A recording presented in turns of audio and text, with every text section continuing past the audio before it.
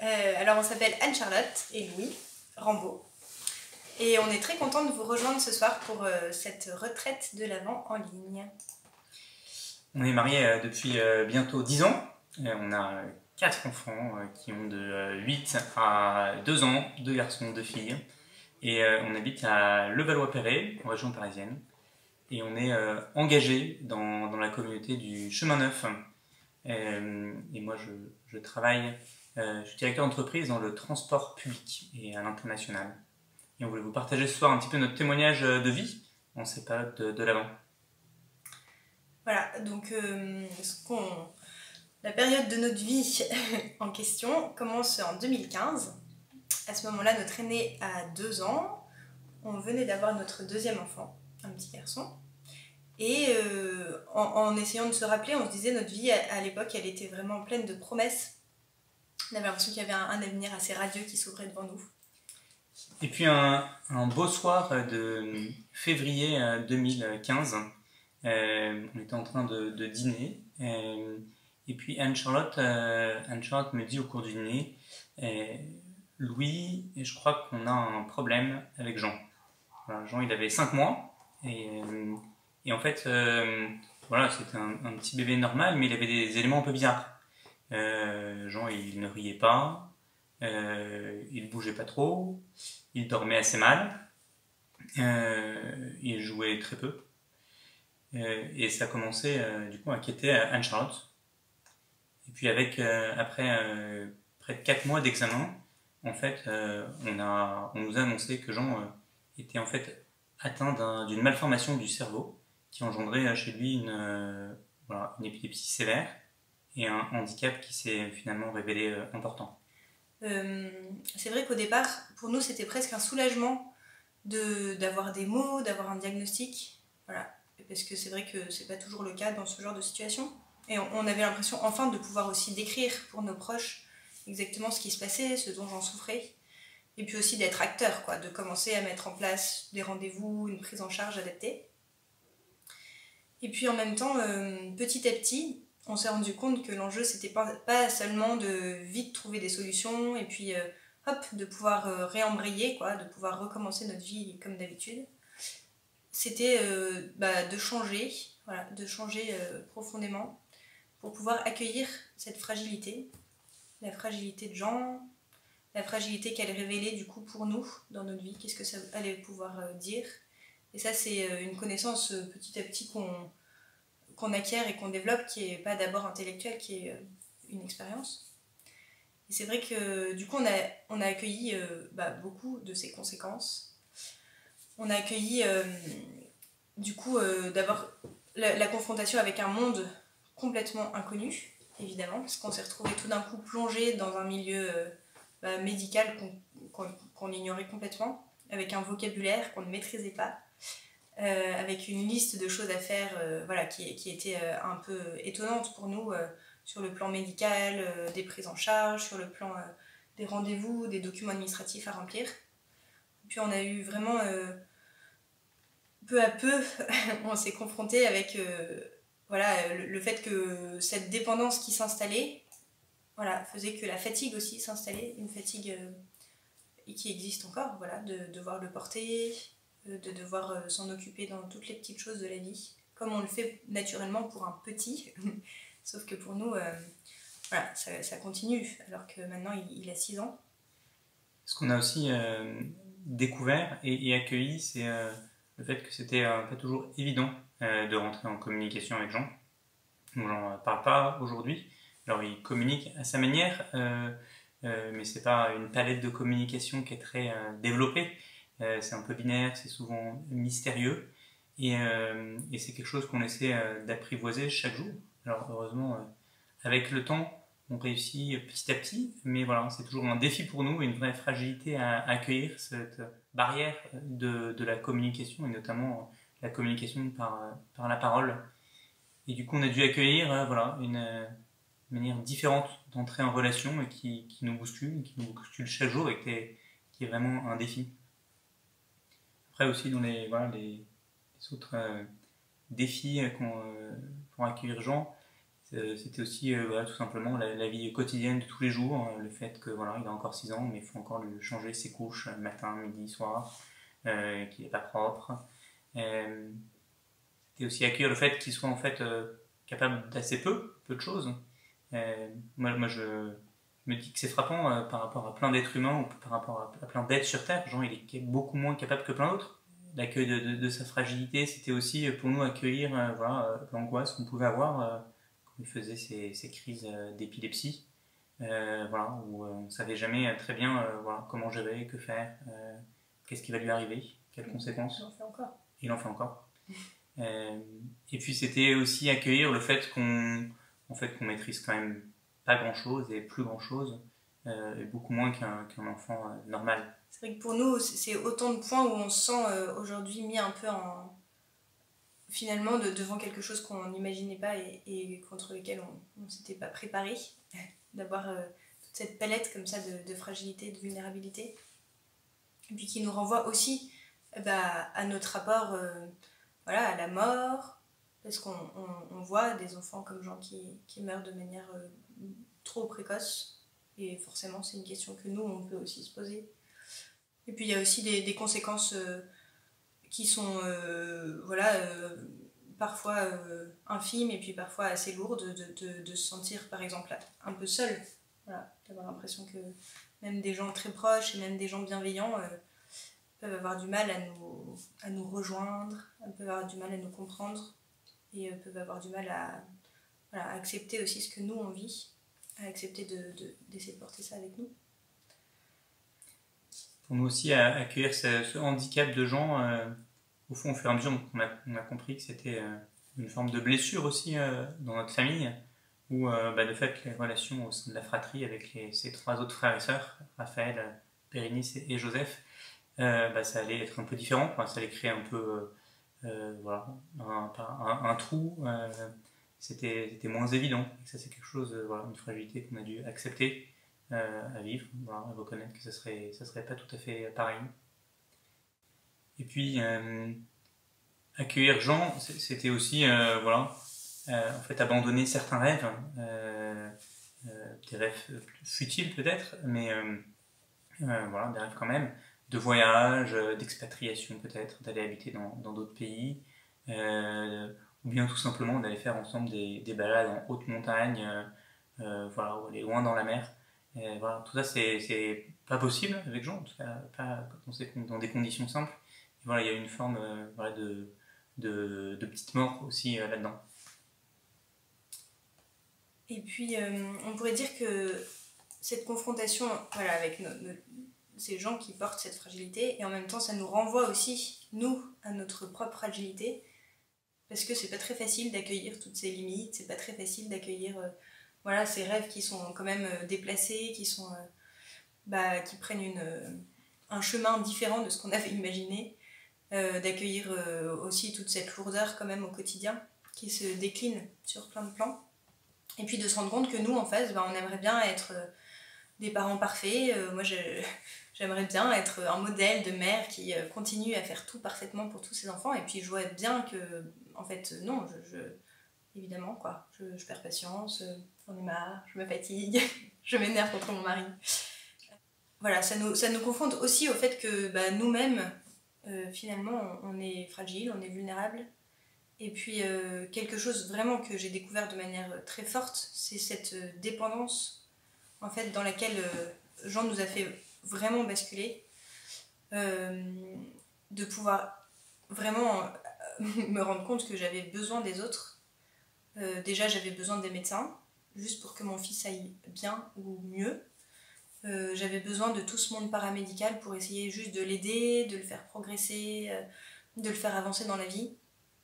Et puis j'avais besoin, c'est vrai, d'un soutien affectif de la part de ma famille, de mes amis, de mon mari bien sûr, que même nos autres enfants, de se rendre compte qu'ils ont besoin de nous en tant que parents, et puis ils ont aussi besoin d'avoir d'autres gens qui peuvent prendre le relais, qui peuvent les aider, qui peuvent les accompagner. Voilà, et ça, je crois que pour moi c'était quand même une découverte que j'aurais peut-être fait, mais plus tardivement, sans Jean. C'est un peu comme si on avait reçu Jean, et puis avec Jean, on avait reçu aussi voilà, tout ce qui était sa civière de paralytique, quoi. Quelque chose qu'on va devoir porter, voilà, qui va reposer aussi sur nos épaules, et en même temps qui permet justement de le porter. Là, on vous a un peu partagé, voilà, qu'est-ce que c'était accueillir Jean, qu'est-ce que c'était accueillir sa fragilité. Et en même temps, on s'est rendu compte un peu au fur et à mesure des années, des mois, de notre vie de famille, en fait, il y avait plusieurs manières d'accueillir tout ce qu'on vivait. Une des manières d'accueillir, c'était la révolte, voilà, s'énerver, crier contre Dieu. Et par chance, c'est pas la manière qui a été la plus fréquente dans notre histoire. C'est quelque chose qui a pu arriver, mais voilà, qui a été limitée. Une autre manière, pour le coup, qui est plus fréquente et qui l'est encore, c'était la fuite. Voilà, fuir ce handicap, fuir dans le travail pour moi, peut-être, voilà, dans l'activité, l'activisme, un peu pour toi aussi. Une autre forme d'accueil, c'est aussi le déni, refuser en fait ce qui arrive. Ça nous arrive aussi souvent, ça. Vouloir faire comme si, voilà, continuer à vivre comme si la vie était normale, comme si rien ne se passait, vouloir faire plein de choses, sortir, sans prendre en compte voilà, la réalité de gens qui est limitée, qui est fragile et qui ne peut pas faire tout comme un enfant normal. Et puis, voilà, une autre forme d'accueil aussi, c'est voilà, l'acceptation, la vraie acceptation peut-être profonde, le vrai oui qu'on voulait donner. Et cette acceptation-là, pour nous, c'est sûr que c'est le chemin qui est le plus intéressant, quoi. C'est celui, en tout cas, où on sent qu'on peut progresser aussi pour aimer plus, pour être dans la paix, pour être dans la joie. Et ça nous a aussi réajusté dans notre relation au réel, de se dire, c'est vrai que c'est quand même une épreuve, et en même temps, notre manière à nous de le recevoir, ça peut en faire quelque chose où on peut exercer notre liberté, on peut se positionner. Voilà.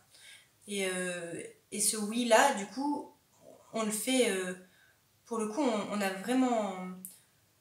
On le fait pas par masochisme, on le fait pas en se disant c'est la fatalité, le destin nous écrase, de toute façon on n'a plus que ça à faire. Mais notre ressort intérieur, on sent bien qu'il y a vraiment cet amour de notre enfant. Voilà, de pouvoir se dire en fait Jean existe, Jean est là, il est tel qu'il est, et en même temps tout notre être, du fond de notre cœur, on sent que sa vie, elle vaut la peine d'être vécue telle qu'elle est. Et donc c'est plutôt à nous, à partir de là, de réinventer notre vie à nous, voilà, plutôt que d'essayer de lui tirer de force dans une vie où en fait il ne peut pas vraiment suivre. Alors c'est quelque chose, je crois qu'on avait entendu tous les deux de la part de nos parents. Voilà, on avait été élevés aussi dans ces valeurs, quoi, du prix de la vie, de la dignité du handicap. Et en même temps, ça devient assez différent quand ça nous touche personnellement et que c'est quelque chose qu'on reçoit chaque jour. Et on voit bien que ce oui-là, il n'est jamais gagné. Voilà, que petit à petit, il y a quand même souvent des petits moments où c'est à nous de choisir de nouveau, de prononcer cet accueil. Et puis, ouais, l'acceptation profonde, je crois, de la fragilité de Jean et puis la nôtre. C'est passé par une acceptation à consentir au réel et du coup accepter, voilà, à renoncer à certaines choses. Je crois que mon oui à cette situation, à cette vie de Jean, c'était voilà, d'accepter que je suis vraiment appelé à vivre cette vie-là, cette vie blessée, et croire que c'est vraiment elle qui va porter du fruit. C'est pas une autre vie, c'est par celle-là qu'on peut porter du fruit. Une vie réussie, c'est pas du tout une vie qui dépend de la performance telle que le monde peut la définir, et que la vie de Jean, par sa simplicité, par sa fragilité, elle peut aussi vraiment porter du fruit. Et pour moi, je dirais aussi que dans ce nouveau rapport un peu au réel, c'était les découvertes que ce qui nous unit profondément, les uns avec les autres, donc nous avec Jean, qu'est-ce qui fait que notre nature est vraiment commune? Bon, si je m'extrais du fait que je suis sa mère, mais qu'est-ce qui fait qu'on partage vraiment cette nature humaine? Finalement, c'est justement qu'on est fragile, qu'on partage cette vulnérabilité, qu'on partage finalement cette dépendance. Alors peut-être moins quand on est à l'acmé de notre âge adulte, mais qu'on l'avait quand on était petit, et puis on l'a quand même toujours, on l'aura certainement. Et que ça finalement, c'est plus, ça nous unit avec Jean d'une manière beaucoup plus forte que ce que pourrait l'être la performance, l'autonomie, voilà, l'intelligence. Et pour moi, ça a vraiment changé, et ça change en profondeur mon regard sur les autres, et voilà, aussi sur la société, de me dire finalement comment est-ce que du coup on peut prendre soin de cette fragilité, et comment est-ce qu'on peut aussi voilà, vivre en l'assumant. Et de manière très simple, par exemple, pour moi, c'est d'accepter que je ne suis pas une maman qui peut tout pour mes enfants. Voilà. Je vois bien que je ne peux pas tout pour Jean. Et ça m'a amené aussi vraiment à me rendre compte très vite que je ne peux pas tout pour mes autres enfants. Voilà. Que j'ai besoin, voilà, que eux vont vivre leur vie, et que j'ai besoin d'aide, et que finalement, heureusement qu'on est deux d'ailleurs, et quelque chose, voilà, une réalité qui est finalement sûrement plus humaine et plus vivable, qui me met moins la pression en tout cas. Aussi, je crois, pour moi, accueillir profondément la Jean, sa fragilité, c'était en fait entrer aussi dans un chemin de gratitude. Et petit à petit, je crois, au fur et à mesure des années, on s'est rendu compte de toute la fécondité que portait sa vie et qui portait lui. Je crois que moi, quelque chose qui me frappe profondément, c'est de voir la capacité de Jean à transpercer les cœurs, à aller à l'essentiel, et que c'est par sa fragilité qui vient toucher les gens. Une des fécondités que Jean apporte à ce monde, pour moi, ça a été vraiment m'ancrer dans le réel, d'équilibrer un peu ma vie professionnelle, de me ramener à la vraie vie, et de me rendre compte et de me centrer qu'est-ce qui était vraiment important, qu'est-ce qui était essentiel dans ma vie. Ce que je préfère dans mes semaines, c'est qu'après une bonne journée de travail où j'ai pu réfléchir à des choses importantes peut-être, parler de millions d'euros, avoir une réunion avec un grand PDG, c'est de revenir le soir chez moi, de m'allonger dans le lit de Jean, et juste de lui faire des câlins. Et ça, je crois que ça vient vraiment me rancrer dans le réel et me remettre au fond de moi qu'est-ce qui est vraiment important, c'est-à-dire vraiment la relation avec mes enfants, la relation avec les autres.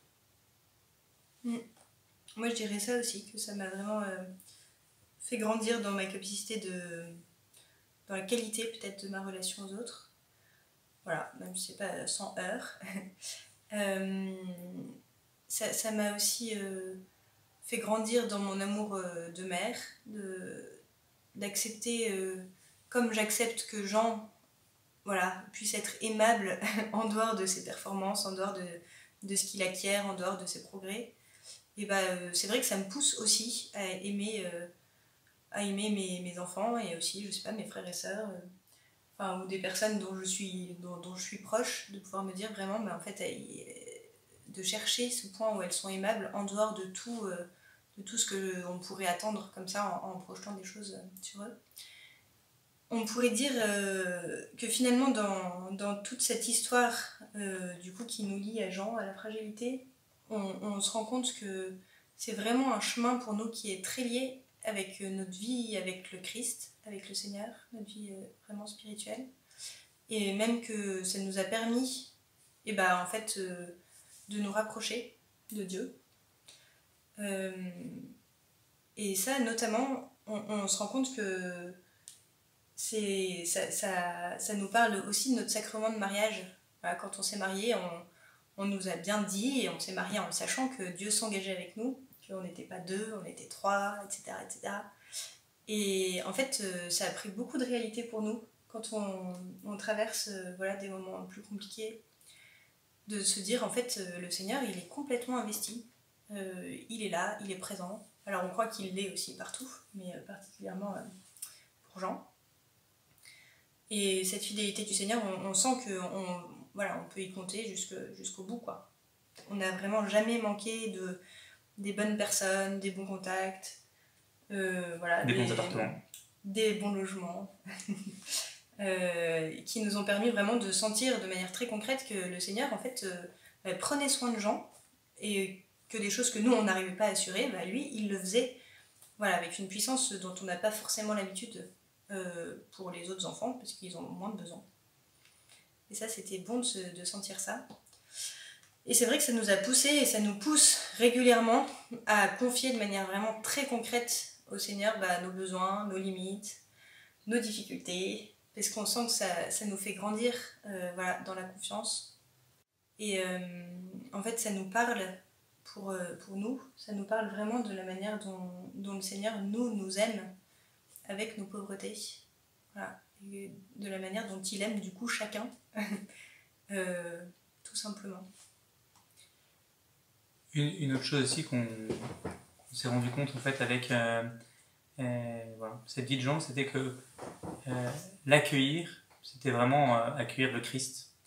Moi, il y a vraiment cette phrase de l'évangile qu'on avait entendue lors de la fête du Christ aura l'univers qui me touche, qui est vraiment Amen, je vous le dis, ce que vous avez fait à l'un de ces plus petits de mes frères, c'est à moi que vous l'avez fait. Et moi, à chaque fois que je change la couche de Jean, à chaque fois que je lui donne son bain, et ben je me dis waouh, mais quelle super chance, quoi. C'est en fait, voilà, par Jean, et ben, je peux vraiment rentrer en relation avec le Seigneur de manière très concrète, quoi. En fait, je pouvais chercher le Christ dans plein de grandes choses. Je pouvais chercher le Christ au loin, dans des endroits compliqués. Mais en fait, je pouvais très concrètement le trouver tout simplement à côté de moi, dans Jean, et que c'était en fait déjà beaucoup plus simple, et que c'est là où il m'attendait. Et puis aussi une chose, ouais, certaines attitudes de Jean qui me parlent aussi hein, de l'attitude du Christ pour moi. Quand je rentre de semaine où j'étais en déplacement et j'ai pas vu Jean durant plusieurs jours, il n'y a pas, contrairement aux autres enfants, un peu un rejet, une réaction, mais il y a vraiment une étude d'accueil un peu inconditionnelle. Il n'y a pas de jugement, il y a vraiment la tendresse de Jean. Et ça, je crois que ça me parle vraiment un peu de ce que le Christ, la manière dont le Christ agit pour nous, gratuitement, sans rien attendre en retour, avec tendresse, sans me juger. Et je crois que ça me touche profondément, ça m'a fait vraiment peut-être mieux comprendre l'amour de Dieu et de Jésus pour moi. Peut-être juste pour, si on devait conclure ce temps de témoignage, voilà, vous avez sûrement compris que cette vie avec notre fils, eh ben, c'était une croix. C'était voilà, une croix qui était donnée de porter, mais que ce qu'on a vraiment découvert au fur et à mesure des années, c'est que c'était profondément une croix glorieuse. Et que les deux facettes de la vie de Jean, qui sont la croix et la gloire, eh ben, c'est la même vie, c'est intrinsèquement lié, on ne peut pas séparer l'un de l'autre, c'est un vrai en même temps. Voilà, et c'est profondément en fait une joie. On est très heureux de cette vie. Et on repense souvent peut-être à un passage de l'évangile qu'on voudrait vous laisser en conclusion, qui est le texte qui était l'évangile du baptême de Jean, puisqu'il a été baptisé le jour de la Toussaint, qui est donc le texte des béatitudes. Et pour nous, ça nous parle vraiment de cet appel à la joie profonde que le Seigneur nous promet, y compris dans des situations où pourtant on pourrait se dire que c'est pas exactement comme ça qu'on définirait le bonheur. Particulièrement, voilà, ces mots. Heureux les pauvres en esprit, car le royaume des cieux est à eux. Heureux les doux, car ils recevront la terre en héritage. Heureux les affligés, car ils seront consolés. Heureux les cœurs purs, car ils verront Dieu. Soyez dans la joie et l'allégresse, car votre récompense sera grande dans les cieux. Amen.